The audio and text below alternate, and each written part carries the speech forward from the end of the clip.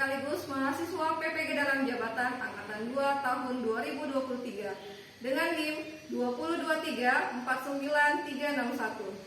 Hari ini tanggal 3 Desember 2023, saya melakukan praktek pembelajaran dengan model pembelajaran Discovery Learning dengan pendekatan kontekstual berbasis virtual laboratorium dengan materi hukum Faraday.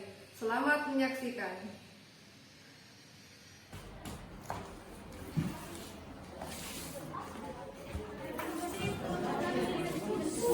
Assalamualaikum. Waalaikumsalam warahmatullahi wabarakatuh. Bagaimana kabarnya? Baik. Ya, satu orang pimpin doa ya. Silakan Musali, pimpin doa. Teman-teman, sebelum kita memulai aktivitas, mari kita berdoa sesuai keyakinan masing-masing. Doa dimulai.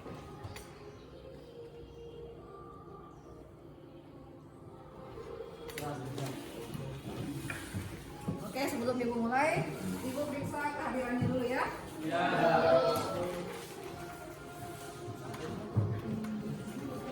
Sekretaris, apa yang tidak hadir hari ini? Untuk hari ini semuanya hadir, Bu. Hadir ya semua? Iya.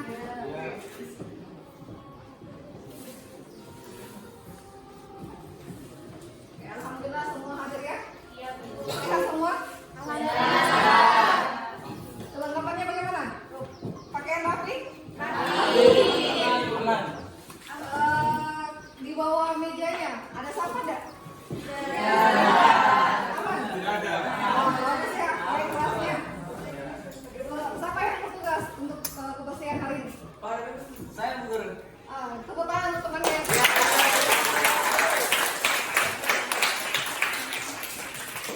Oke, kemarin sudah belajar tentang materi apa? Gaus. Masih ingat hukum Gauss? Masih. Siapa yang masih ingat bunyi hukum Gauss? Silakan Ani. Hukum Gauss menyatakan jumlah seluruh garis medan listrik yang menembus suatu permukaan tertutup sebanding dengan jumlah muatan yang dilingkupi oleh permukaan tertutup itu. Oke. Aplaus teman-teman. Selain hukum Gauss, apa lagi yang kalian masih ingat tentang pelajaran kemarin? Penerapan dalam kehidupan sehari-hari apa, Putri? Kapasitor dan konduktor listrik. Selain itu apa lagi yang kalian ingat tentang pelajaran kemarin? Adnan. Kompas, navigasi sama optik. Oke, keren ya, semua masih ingat ya pelajaran yang kemarin. Oke. Sekarang untuk hari ini kita belajar tentang hukum Faraday. Jadi sebelum kita belajar, kita ice breaking dulu ya. Iya. Ibu siapkan ice breaking tentang stop bullying. Dinyanyikan dengan nada lagu Menanam Jagung. Sudah siap? Siap. Ya, Ibu mulai hitung ya. 1, 2, 3. Katakan tidak untuk bullying. Berteman? Yes. No. Ayo kawan kita mengenal ciri-ciri teman yang terbully. Wajahnya sedih, suka sendiri, dan juga tidak percaya diri. Rangkul ada cerita dengan keluhan hiburan dia. Kawan tak ada musuh, hidup damai itu menyenangkan. Oke. Sebelum kita belajar, kalian harus tahu dulu tujuan pembelajaran hari ini. Minta tolong satu orang untuk membacakan. Silahkan Bahtiar. Tujuan pembelajaran melalui metode pembelajaran Discovery Learning dengan pendekatan kontekstual berbasis virtual laboratorium diharapkan peserta didik mampu yang pertama menganalisis GGL induksi melalui percobaan hukum Faraday dengan benar. Kedua, menganalisis penerapan gaya gerak listrik industri elektromagnetik dalam kehidupan sehari-hari dengan benar. Oke, jadi tujuan pembelajaran hari ini ada dua ya, yaitu dengan model pembelajaran Discovery Learning untuk menganalisis gaya induksi melalui percobaan hukum Faraday dengan benar dan menganalisis penerapan gaya gerak listrik industri elektromagnetik dalam kehidupan sehari-hari dengan benar. Untuk itu, Ibu sudah bagikan kelompoknya di WA Group. Silakan kalian duduk per kelompok, kemudian nanti Ibu bagikan LKPD-nya. Silakan.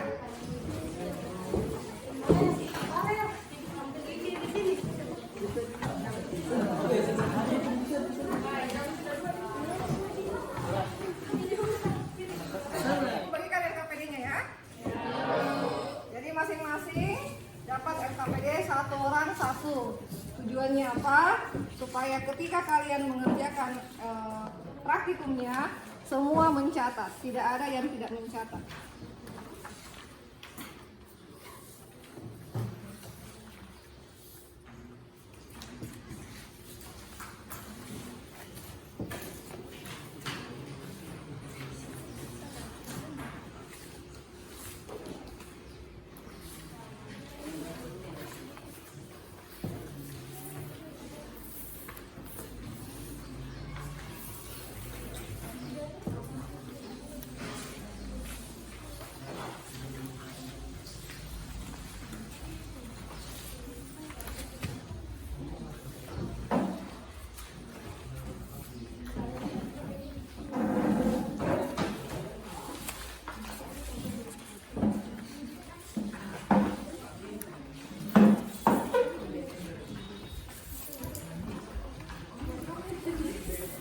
Pernah lihat gambar di atas? Pernah. Gambar apa ini? Sepeda. Sepeda. Gambar apa lagi? Besi. Kabel. Apa lagi? Rangka sepeda. Peleng. Peleng sepeda. Apa lagi? Ada kabelnya. Terus ada apanya lagi? Ada lampunya. Ada lampunya. Ada apanya lagi? Udah, pas. Ada ban? Ada besinya? Nah, pertanyaannya, sekarang lihat di mana nih? Lampunya? Lampunya? Kira-kira lampunya ada sepeda menyala atau enggak? Tidak. Kenapa bisa menyala? Ada dinamonya. Karena di kayu. Di kayu? Ada dinamonya? Terus apa lagi? Karena ada kabelnya. Ada kabelnya. Apa lagi? Karena ada lampunya. Ada lampunya. Ada baterainya. Magnetnya. Ada magnetnya. Ketika kalian melihat lampu sepedanya menyala, sepedanya digerakkan atau tidak? Digerakkan. Semakin cepat digerakkan, bagaimana nyala lampunya? Semakin terang. Semakin lambat di kayu sepedanya? Semakin redup. Kalau sepedanya tidak di kayu? Mati. Oke. Sekarang ada pertanyaannya. Bagaimana cara menghasilkan arus listrik sehingga lampu sepeda bisa menyala? Ibu akan jelaskan bagian-bagian dinamo ya. Oke. Dinamo sepeda dan bagian-bagiannya. Jadi dinamo sepeda ini bagian-bagiannya ada kepala dinamo ini. Kemudian ada polosnya, ada besi lunak, ada logam, ada magnet, ada terminal kumparan, dan ada kumparan. Nah, ini bagian-bagian ininya yang menyebabkan lampu sepeda bisa menyala. Pertanyaan apa yang muncul ketika ibu memberikan masalah seperti ini? Pertanyaan apa yang bisa kalian munculkan ketika ada masalah seperti ini? Silahkan, Puan. Mengapa lampu sepeda hanya menyala ketika sepeda dalam keadaan bergerak dan bagaimana jika keadaan sepeda itu tidak bergerak? Oke, mengapa sepedanya bisa menyala hanya ketika sepedanya digerakkan? Ada lagi? Oke, Jessica silakan. Pertanyaan saya, mengapa semakin kencang kita membaik sepeda, nyala lampu semakin terang? Mengapa ketika di kayunya semakin cepat atau semakin kencang, nyala lampunya semakin terang? Ada pertanyaan lagi? Siapa? Putri, silakan. Mengapa ketika kita memperlambat sepeda nyala lampu menjadi redup? Bagaimana? Mengapa? Ketika kita mau terlambat sepeda, nyala lampu menjadi Mengapa ketika sepedanya digerakkan secara lambat, lampunya menyala redup? Oke, jadi ada beberapa teman yang muncul pertanyaan, muncul masalah. Nah, setelah ada muncul masalah, silakan masing-masing kelompok mendiskusikan masalah apa yang bisa terjadi dengan cuplikan yang Ibu tampilkan di PowerPoint. Semua masalah-masalah ini kalian tuliskan di LKPD-nya. Jadi kalian diskusikan dulu, setiap kelompok mendiskusikan. Nanti satu jawabannya, setiap LKPD itu satu jawaban. Kalian masing-masing menulis di LKPD-nya. Jadi tidak ada yang tidak menulis di LKPD-nya. Masing-masing punya LKPD, dituliskan di LKPD-nya. Paham sampai sini? Paham. Setelah buat rumusan masalah, tentu ada jawaban sementara atau hipotesis. Jadi setelah buat rumusan masalah, buat jawaban sementaranya. Semua itu didiskusikan di kelompoknya. Paham? Silakan untuk buat rumusan masalah dan hipotesis.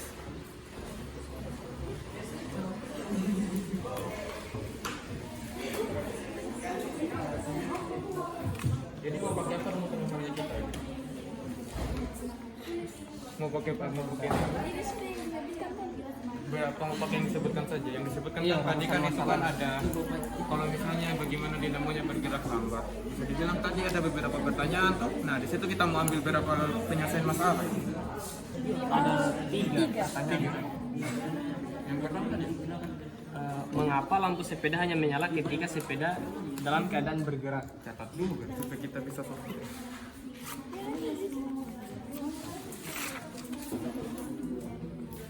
Apa tadi rumusan?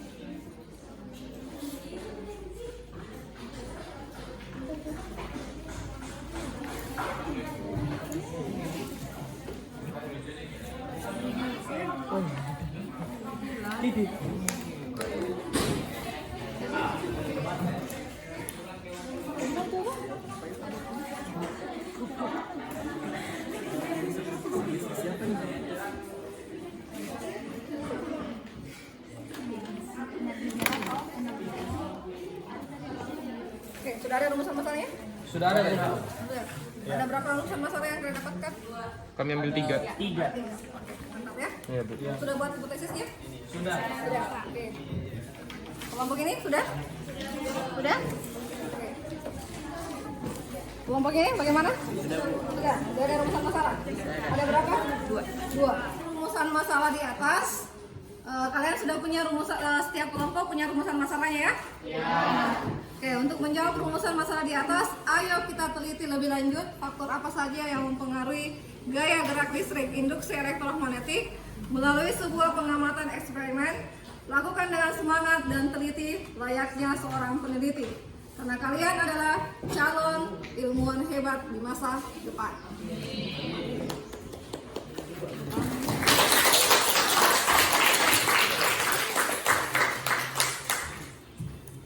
Oke, silakan buka LKPD-nya. Kemudian masing-masing buka di laptopnya. Buka Chrome, kemudian buka simulasi PET yang sudah Ibu bagikan linknya di WA Group. Buka di laptopnya masing-masing, kemudian dijalankan sesuai dengan LKPD-nya.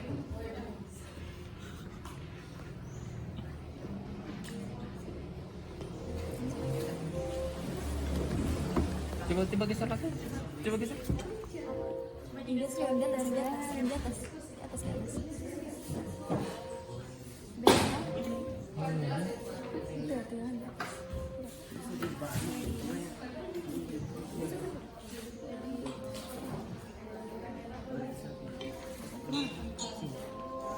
Aja dulu koordinatnya.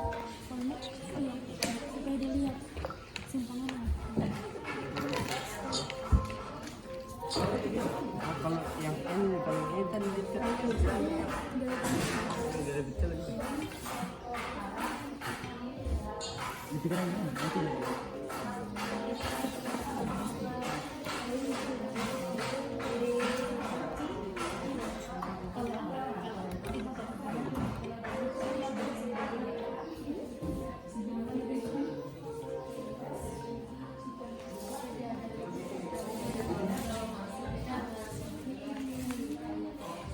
Bagaimana? Kelompoknya Ani bisa?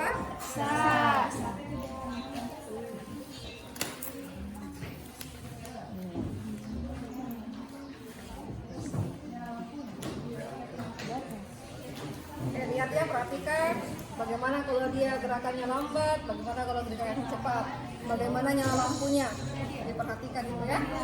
Kemudian catat di kolomnya. Oke? Bagaimana kelompok ini? Perhatikan nyala lampunya ya. Nanti gunakan 1 lilitan dulu, selanjutnya gunakan 2 lilitan. Yang 4 lilitan dengan 2 lilitan ya. Kemudian hasilnya dicatat di LKPD-nya. Kelompoknya sudah ini ya, sudah langsung di GGL-nya, garis gaya magnet ya. Garis gaya magnet nanti digambarkan arah magnetnya kemana. Kalau kutub utara yang duluan dimasukkan kemana, bagaimana arah medan magnetnya. Kalau selatan yang duluan dimasukkan dalam kumparan, bagaimana arah medan magnetnya. Digambarkan di RKPD-nya ya. Masuk kumparan ya. Sama tuh DP. Bu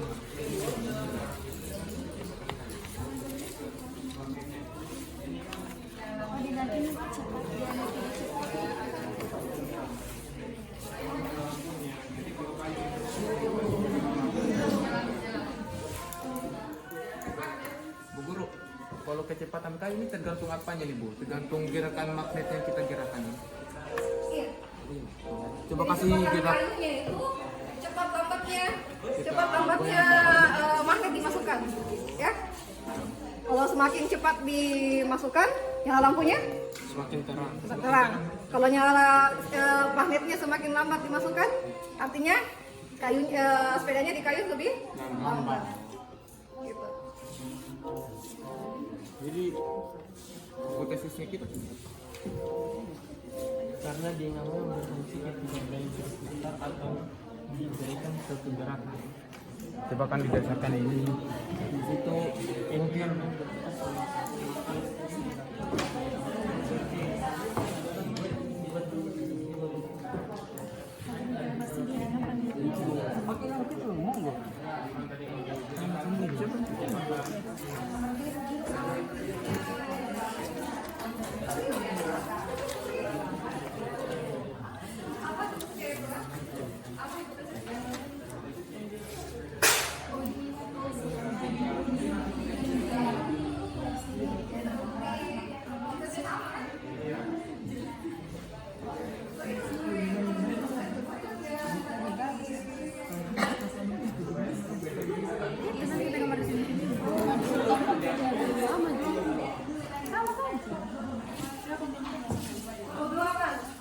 persentase kelompok, Ibu bikinkan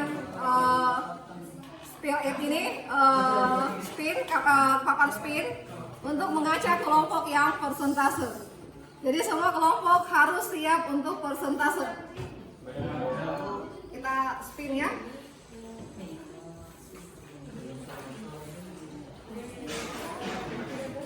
Oke, kelompok yang tampil hari ini adalah kelompok Medan Listrik. Tepuk tangan. Silakan kelompok Medan Listrik maju ke depan, kemudian presentasikan hasil kelompoknya. Dewa, silakan kelompok Medan Listrik untuk persentase hasil diskusinya. Assalamualaikum warahmatullahi wabarakatuh.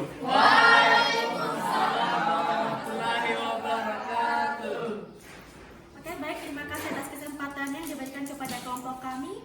Dan pada kesempatan hari ini kami dari kelompok Medan Magnet akan menyajikan hasil diskusi kami mengenai simulasi hukum Faraday. Tapi pertama-tama, perkenalkan, nama saya Intan Airani dan rekan saya Ode Cahaya Wiyoboksi. Muhammad Anang Ariadli, saya Batsi Harimandi. Baik, langsung saja kita ke rumusan masalah. Pertama, mengapa lampu sepeda hanya akan menyala ketika sepeda dalam keadaan bergerak? Pertanyaan kedua, mengapa semakin kencang ketika mengayuh sepeda, nyala lampunya semakin terang? Pertanyaan ketiga, mengapa ketika kita memperlambat sepeda, nyala lampu menjadi redup? Dan pertanyaan keempat, sebutkan contoh penerapan induksi elektromagnetik lainnya dalam kehidupan sehari-hari. Untuk hipotesis atau jawaban sementaranya, jawaban pertama, karena dinamo akan berfungsi ketika adanya gerakan yang diberikan pada sepeda tersebut. Yang kedua, ketika rodanya berputar, maka semakin kencang arus listrik yang dihasilkan oleh dinamo semakin besar, dikarenakan nyala lampunya semakin terang. Jawaban ketiga, ketika roda sepeda diperlambat, maka arus listrik yang dihasilkan dinamo akan semakin redup. Dan jawaban terakhir, contoh penerapan induksi elektromagnetik dari dalam kehidupan sehari yaitu generator AC, generator DC, dinamo sepeda, dan lain-lain. Oke, sebelum dilanjut jawabannya, Ibu tanya dulu. Di kelompok lain, ada yang beda rumusan masalahnya? Untuk kelompok medan magnet, ada berapa rumusan masalahnya? Ada dua. Kelompok jumlah lingkar kawat, ada berapa rumusan masalah? Ada 2, Bu. Ada dua. Yang beda rumusan masalahnya siapa? Kelompok yang mana?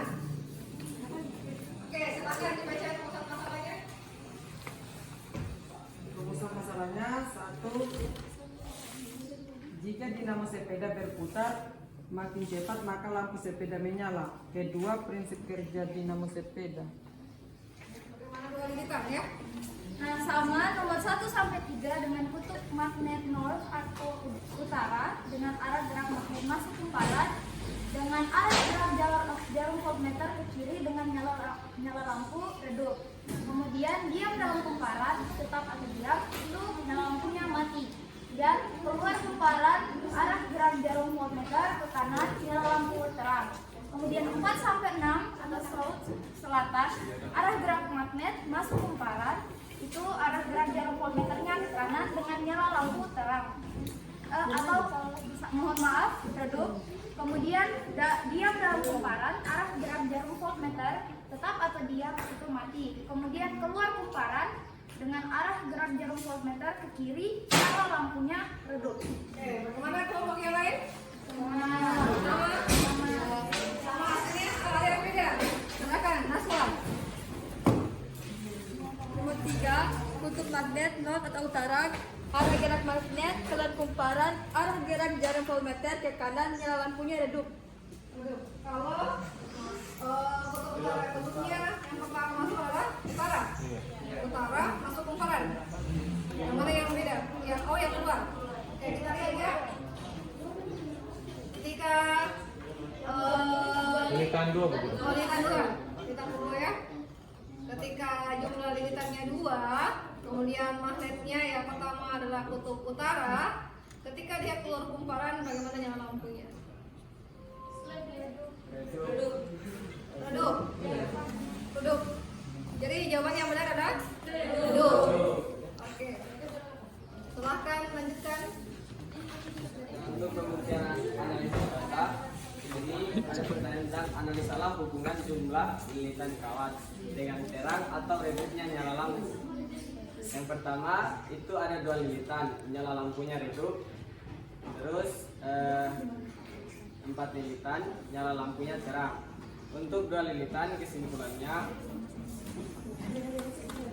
mohon maaf maksud saya kesimpulan dari kedua ini Semakin banyak lilitan maka akan semakin terang cahaya yang dihasilkan. Begitupun sebaliknya. Nah, untuk analisis kedua, analisalah hubungan kecepatan gerak magnet dengan terang atau redupnya nyala lampu dan besar atau kecilnya simpangan jarum voltmeter. Untuk pertama, gerakan magnetnya itu cepat, nyala lampunya ya pasti terang, simpangan jarum voltmeternya besar. Untuk kedua, gerakan magnetnya lambat, nyala lampunya pasti redup, simpangan jarum voltmeternya kecil. Kesimpulannya, semakin cepat magnetnya bergerak, maka tegangannya semakin besar. Sebaliknya, semakin lambat magnetnya bergerak, maka tegangannya semakin kecil. Nah, di sini saya akan mungkin sedikit memberikan gambaran ya teman-teman tentang arah arus listrik ketika kutub utara dan kutub selatan dimasukkan ke kumparan.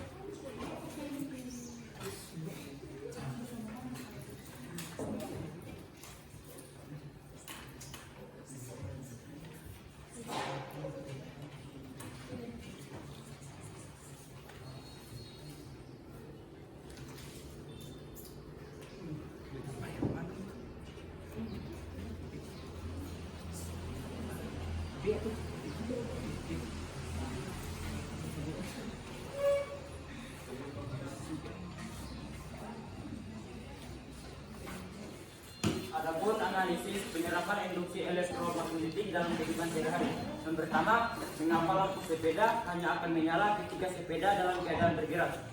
Yaitu dalam sepeda terdapat dinamo yang dimana dinamo berfungsi mengubah energi gerak menjadi energi listrik. Ketika digerakkan, lampu sepeda akan menyala. Yang nomor 2, mengapa semakin kencang kita mengayuh, sepeda akan menyala? Sepeda menyala lampu semakin terang. Yaitu ini dikarenakan semakin cepat gerakan yang dilakukan, maka dinamo akan menghasilkan arus listrik yang lebih besar. Nomor 3, mengapa ketika kita memperlambat sepeda, nyala lampu menjadi redup? Yaitu dikarenakan ketika gerakan roda sepeda diperlambat, maka arus listrik yang dihasilkan akan semakin kecil. Yang keempat, sebutkan contoh penerapan induksi elektromagnetik lainnya dalam kehidupan sehari-hari, yaitu generator AC, generator DC, dinamo sepeda. Oke, teman-temannya di kelompok lain, bagaimana tanggapannya? Ada yang sama atau yang beda? Beda. Nah, silakan Putri. Lampu sepeda biasanya menggunakan generator sepeda yang mengubah energi kinetik menjadi energi listrik untuk menyalakan lampu. Ketika sepeda bergerak, roda akan berputar dan menggerakkan generator yang kemudian menghasilkan energi listrik untuk menyalakan lampu.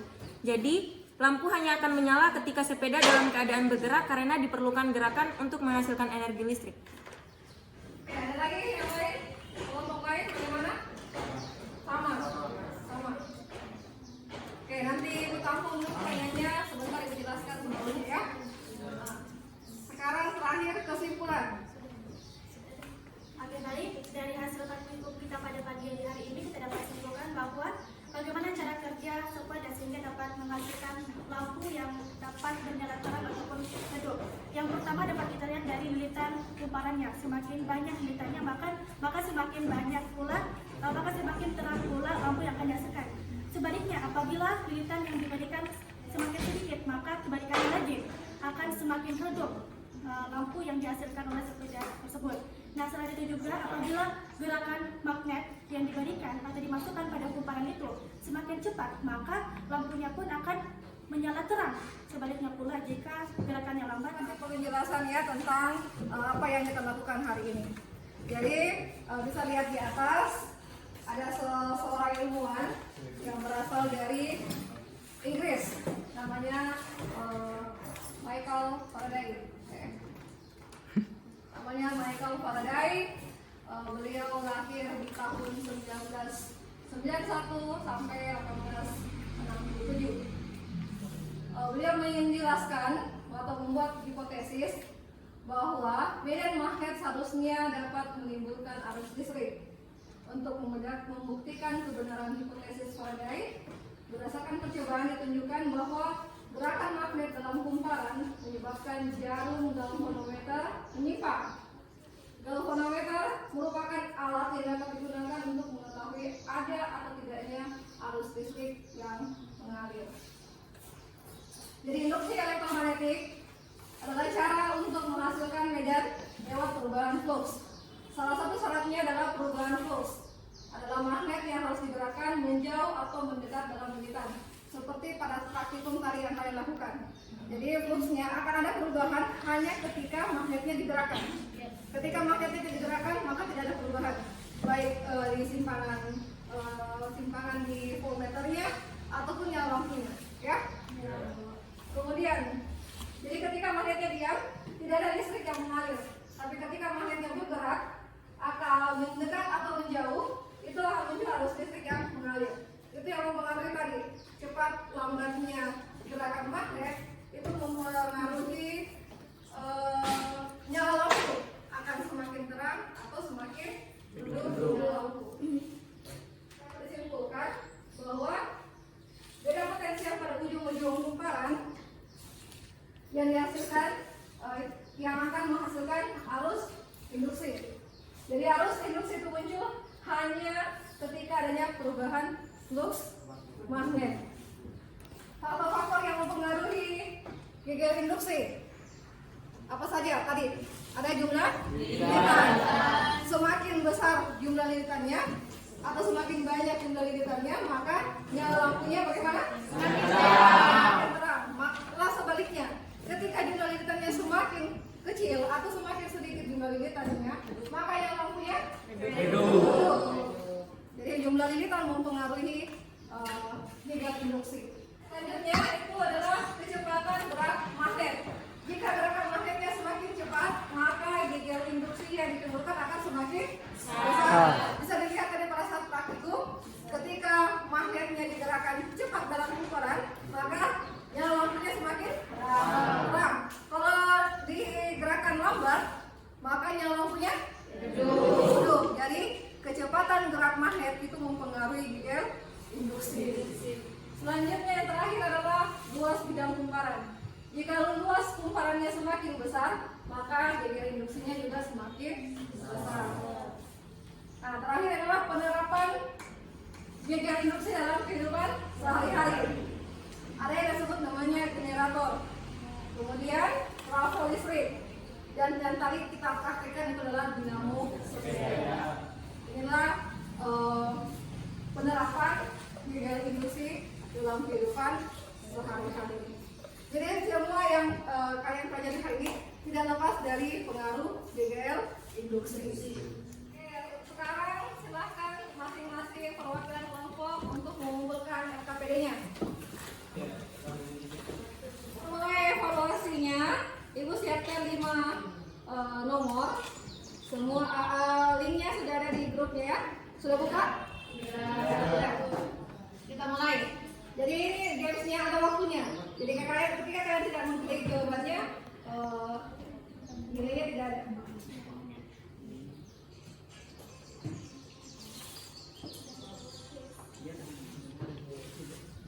Oke, kita mulai dari soal pertama.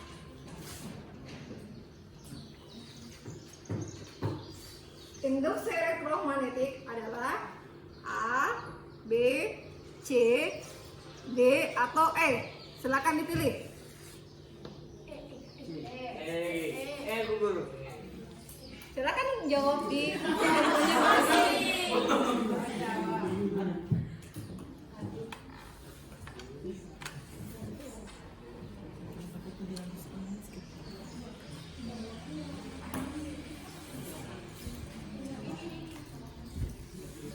Sudah? Jadi jawaban yang benar adalah E. Oke, pertanyaan kedua. Yang mempengaruhi GKL induksi dalam dinamo? 1. Jumlah linitan. 2. Laju perubahan flux magnet. 3. Hambatan luar. Silakan pilih opsi A, B, C, D, atau E. Jawaban yang mana? B. Oke, kita klik ya.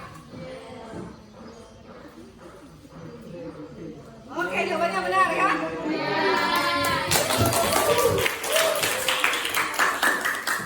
Siap-siap nomor 3. Pertanyaan ketiga. Alat berikut yang menerapkan GKL induksi. Opsi A, B, C, D, atau E? A. Oke, kita coba ya. A. Benar atau tidak? Benar. Oke, satu kalian.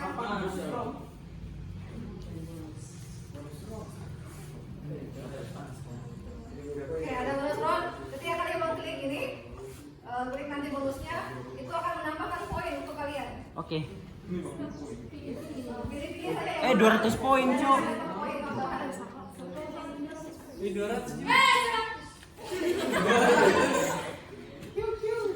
Oke, siap-siap saya coba.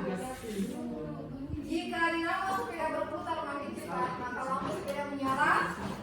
Yang mana jawabannya? Kurang 50 poin. C. Dalam C. Oke, benar jawabannya C. Paham ya? Oke, lanjut. Kita lanjut di pertanyaan nomor 5. Siap-siap. Pada saat melakukan percobaan untuk Friday menggunakan aplikasi PS, ada hasil tabelnya seperti ini. Yang mana yang benar? C. 1, 4, 5, dan 6. 1, 4, 5, dan 6.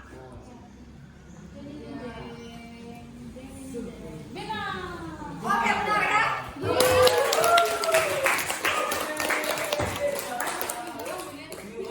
Jadi jawaban kalian nanti akan terekam.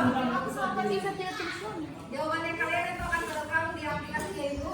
Ibu akan ambil nilainya dari aplikasi itu ya. Tulis nama lengkap. Nilainya akan Ibu ambil di terakhir ada namanya. Leaderboard. Oke, jadi saya sudah evaluasi ya. Jadi nilainya nanti Ibu akan ambil dari rekaman aplikasi Wordmall-nya. Nilainya kalian itu akan jadi nilai untuk hari ini, untuk nilai evaluasi hari ini. Setelah kita belajar hari ini, Ibu akan refleksi kalian. Bagaimana perasaannya kalian setelah belajar menggunakan model Discovery Learning ini? Bagaimana perasaan kalian? Terhibur?